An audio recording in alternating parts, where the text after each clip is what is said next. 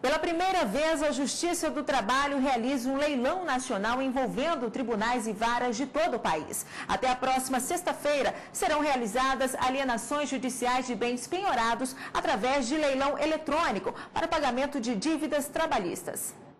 Existem 2.400.000 processos resolvidos na Justiça do Trabalho.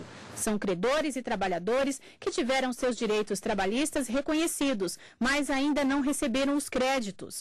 O primeiro leilão nacional de bens nasce com esta promessa de leiloar pela internet milhares de bens penhorados em todo o país. A arrecadação pode chegar a 2 bilhões de reais. A execução é um conjunto de atos coativos, forçados, em que se busca obter a satisfação do credor mediante penhora em bens do devedor e a transformação desses bens em dinheiro, de modo a que os credores possam ser pagos. O que se espera com os leilões, portanto, é o pagamento pronto dos créditos trabalhistas de milhares de trabalhadores, credores, que têm os seus processos tramitando na Justiça do Trabalho. Para os compradores de plantão, vale a pena dar uma olhada nos bens disponíveis para consulta nos sites dos tribunais regionais do trabalho. A lista tem praticamente de tudo. Itens vão desde imóveis como parques industriais, apartamentos, casas e até estádios. Mas há também automóveis e objetos como computadores, mesas e equipamentos médicos. É possível comprar alimentos, como toneladas de cana-de-açúcar e sacas de pães congelados. O leilão também oferece vestidos de noivas e joias. O leilão pode ser tanto presencial quanto online. Basta que o interessado faça um cadastro no site do Conselho, que é o www.csjt.jus.br/leilões. Durante os 5 dias do evento, servidores e magistrados irão trabalhar em regime de mutirão, para também alimentar o Banco Nacional de Devedores Trabalhistas, que servirá para a emissão da Certidão Negativa de Débitos Trabalhistas, a CNDT. A partir de 4 de janeiro de 2012, o documento será obrigatório para a participação em licitações públicas. Outro serviço oferecido nesta semana são as audiências de conciliação em processos na fase de execução, uma forma de incentivar empresas e trabalhadores a fecharem acordos. Nós construímos na Justiça do Trabalho uma cultura de valorizar apenas mais acentuadamente a solução para o litígio, mas não construímos uma cultura de realizar o direito reconhecido na sentença, de modo que nós precisamos mudar o paradigma da Justiça do Trabalho, de forma a que ela concentre mais esforços na realização do direito reconhecido em sentença de mérito.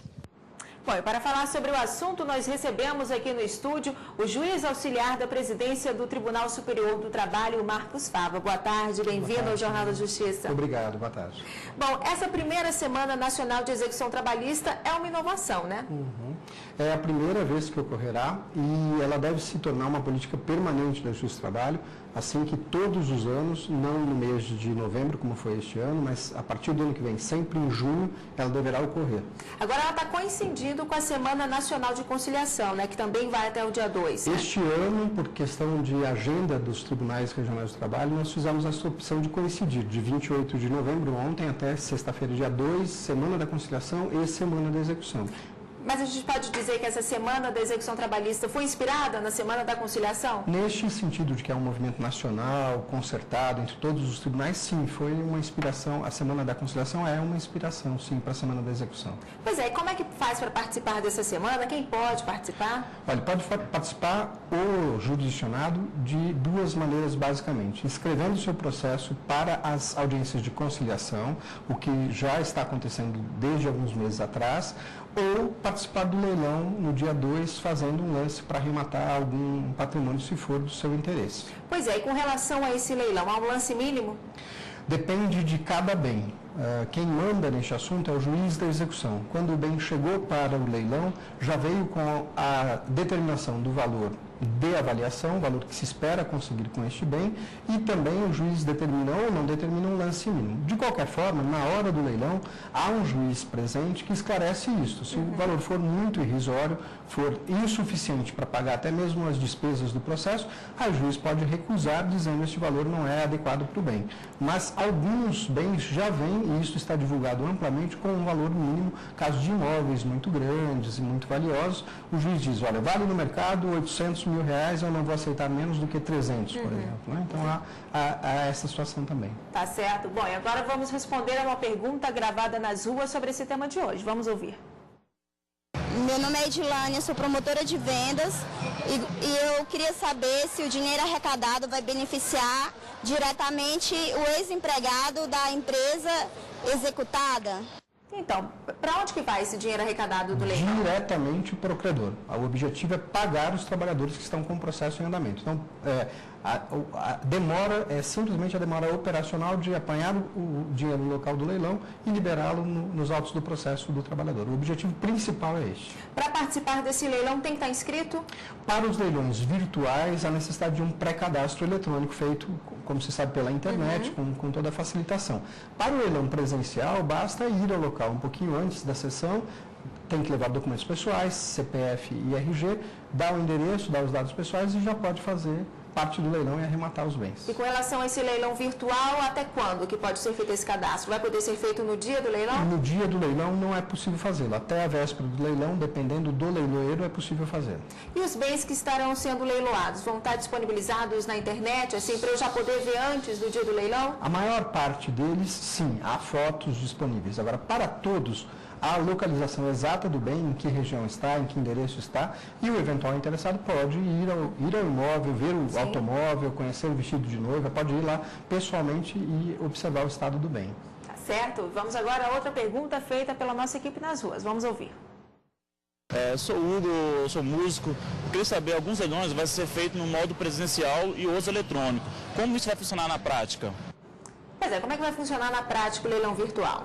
O leilão virtual ocorrerá em alguns tribunais dos 24. Então, de qualquer lugar do país, a pessoa estando inscrita naquele leilão, pode fazer o lance pela internet, vai acompanhando a sessão online. Então, quando chega a vez daquele bem pelo qual ele tem interesse, ele faz pela internet um lance. Ele já está cadastrado, o leiloeiro tem como verificar, portanto, por meio de uma senha, se é ele mesmo que está fazendo o lance, e se o lance dele for o melhor, ele ganha, ele arremata aquele bem.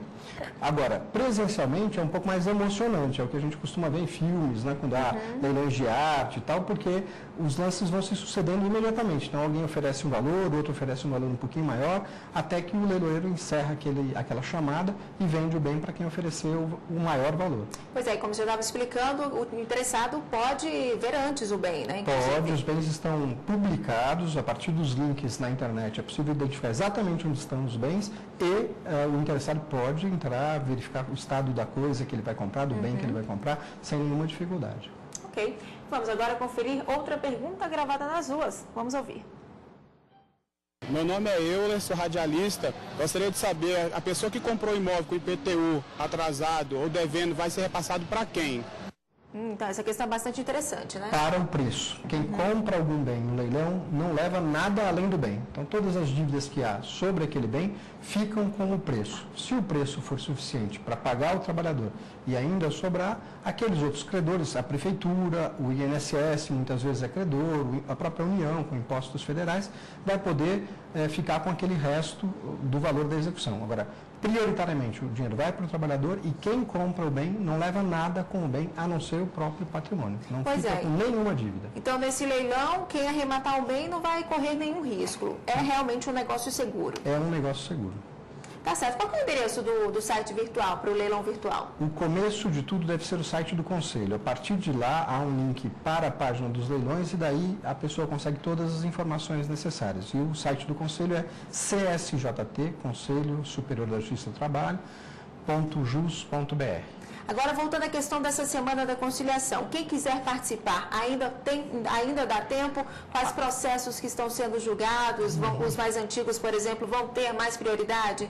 Olha, quem tem interesse em participar, houve ampla divulgação disto desde o mês de agosto, comecinho do mês de setembro, e já deveria ter se inscrito para participar. Dificilmente conseguirá uma audiência de conciliação agora, porque as pautas estão evidentemente lotadas. Há regionais programando dezenas de milhares de audiências para este período. De qualquer forma, ainda assim o advogado pode postular em nome da parte diretamente com o juiz, e se o juiz achar que tem condição de receber, recebe as partes para tentativa de acordo. Quanto à prioridade, a prioridade é resolver. Então nós estamos trabalhando com processos novos e processos velhos. O que foi o critério para a escolha foi, de um lado, o interesse da parte, então quem se ofereceu para ter o seu processo na semana foi acolhido essa oferta, e de outro, uma avaliação dos tribunais sobre a possibilidade de conciliação. Então a gente olha o porte do executado, o porte do réu, né, da reclamada, para ver se ele tem condição de pagar, e o número de processos que ele tem. Então, em alguns regionais, a gente reuniu todos os processos contra o mesmo devedor para tentar facilitar o acordo, de forma que não há uma prioridade por idade do processo, mas estão lá juntos processos contra grandes empresas, contra pequenos empresários, de grandes valores, pequenas contas, processos velhos e processos novos. Tá certo. Então vamos só repetir o endereço do site para quem quiser mais informações? Pois não, www.csjt.jus.br. Tá certo. Muito obrigada pela participação do senhor e tenha uma boa tarde. Obrigado.